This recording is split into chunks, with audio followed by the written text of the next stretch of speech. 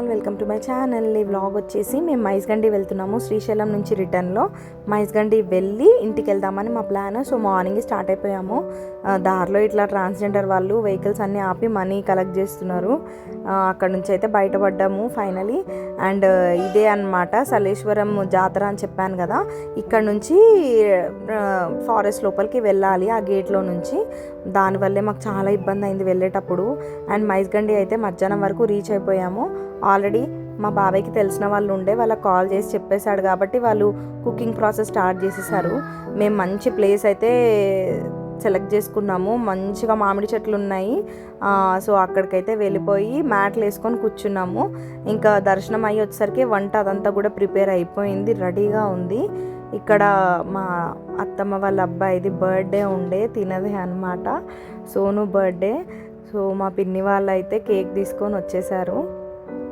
ఇంకా birthday celebration అయితే start చేసాము. ఇంకా మా పిల్లలకైతే ఎలా ఉంటుంది కదా, మామూలుగా ఉండదు. బర్త్డే అంటే అదొక వైబ్, భలే ఎంజాయ్ చేస్తారు పిల్లలు నిజంగా. ఇక్కడ మేము వచ్చేసి అందరం కూడా ఆ పార్టీ మూడ్లోకి వెళ్ళిపోయాము. కేక్ కటింగ్తో స్టార్ట్ చేసాము. లాస్ట్ ఇయర్ అయితే వాళ్ళ ఇంటికి వెళ్ళి కట్ చేయించాను నేను కేక్. ఈ ఇయర్ అయితే ఇంకా ఇక్కడ కలిసామన్నమాట.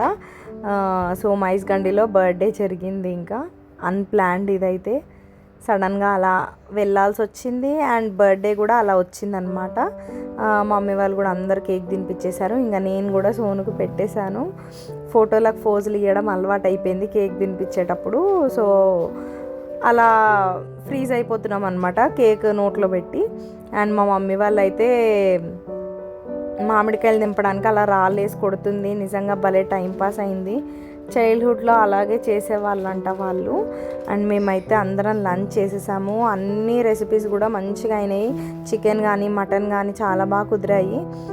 నేనైతే చెట్టు ఎక్కడానికి ట్రై చేశాను, ఎందుకంటే ఎప్పుడు అనుకుంటాను బట్ పెద్ద పెద్ద చెట్లు ఉంటాయి కదా, ఎక్కలేము. ఇదైతే చిన్నగానే ఉండే సైజు, సో ఎక్కేసాను. నేను ఎక్కిన వెంటనే మా బాబాయ్ అయితే నేను కూడా ఎక్కుతా అంటే ఇంకా మా అక్క అట్లా కూర్చోబెట్టింది వాడిని. ఇంకా బాగానే ఎంజాయ్ చేశాడు మా అబ్బాయి అయితే. బయట ఇంత ఎండలుగా ఉన్నాయి, ఎట్లుంటుందో ఏమో అనుకున్నాం, కానీ చెట్ల కింద అయితే వెళ్ళొచ్చు, పర్లేదు. ఎందుకంటే ఆ వేడి అంతగా అనిపించదు చెట్ల కింద అట్లా కూర్చుంటే. గాలి వస్తూ ఉంటుంది కాబట్టి మనకు ఆ ఫీలింగ్ ఏమి ఉండదు, వేడిగా ఉన్న ఫీలింగ్. అండ్ తిన్న వెంటనే ఇలా థమ్స్అప్ అయితే తాగాము. మా డాడీ వాళ్ళు అయితే సిట్టింగ్ చేశారు. ఇంకా వాళ్ళు కూర్చున్నారంటే ఇప్పుడు అప్పుడే అయ్యే పని కాదు అది. అప్పటికి ఎందుకో వెదర్ అంతా చేంజ్ అవ్వడం స్టార్ట్ అయింది 3:30 కలా. మా తమ్ముడు ఇక్కడ టైంపాస్ చూడండి ఎలా చేస్తున్నాడో. చెల్లి తన జుట్టు ఇచ్చింది వాడికి, ఇంకా వాడు ఆడుకుంటున్నాడు దాంతో. నా జుట్టు అయితే అసలు ఎవరికి ఇవ్వను, ఎందుకంటే మామూలుగా చిక్కులు పడైన అది కర్లీ హెయిర్ కదా. అండ్ వర్షం అయితే స్టార్ట్ అయిపోయింది సడన్గా. అది ఏంటో మాకు అర్థం కాలేదు. వెదర్ చేంజ్ అవుతుందంటే ఓకే చల్లగా అవుతుంది అనుకున్నాం, కానీ రెయిన్ అనేది మేము ఎక్స్పెక్ట్ చేయలేదు. అండ్ ఫుల్ గాలి. వీళ్ళైతే వచ్చారు అప్పుడే, జస్ట్ నార్త్ ఇండియన్స్ అనుకుంటా. జస్ట్ అప్పుడే ఒక 10 minutes వచ్చి ఇలా కూర్చున్నారు. చూసారా ఎట్లా వస్తుందో గాలి. అప్పటికే అక్కడ వేరే వాళ్ళు టెంట్ వేసుకున్నారు. వాళ్ళ పరిస్థితి ఏందో మాకు తెలియదు, కానీ మేమైతే ఫాస్ట్గా లేచి మ్యాట్స్ ఇంకా కర్రీస్ అవన్నీ తీసుకెళ్ళి కారులో అయితే పెట్టేశాము. వర్షంలో ఇబ్బంది అవుతుందని చెప్పి. చాలా చల్లగా అయిపోయింది. అసలు ఎంత వర్షం పడుతుందో అన్నట్టు అయిపోయింది. మాకు అసలు ఏమీ అర్థం కాలేదు. ఓకేలే ఓన్ వెహికల్సే కాబట్టి అంత భయం కూడా అనిపించలేదు. ఆ వెదర్ని కూడా ఎంజాయ్ చేద్దాం అన్నట్టు సడన్గా మొత్తం మబ్బులు అనమాట.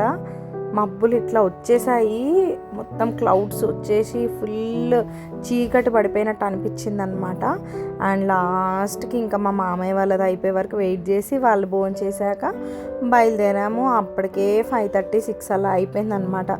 సన్సెట్ టైంకి మేము బయలుదేరాము. ఇంక ఇంటికి వెళ్ళేసరికి ఎంత నైట్ అవుతుందో అనిపించింది. Thank you so much for watching. ఈ వ్లాగ్ ఎలా అనిపించిందో కమెంట్ బాక్స్లో కమెంట్ చేయండి.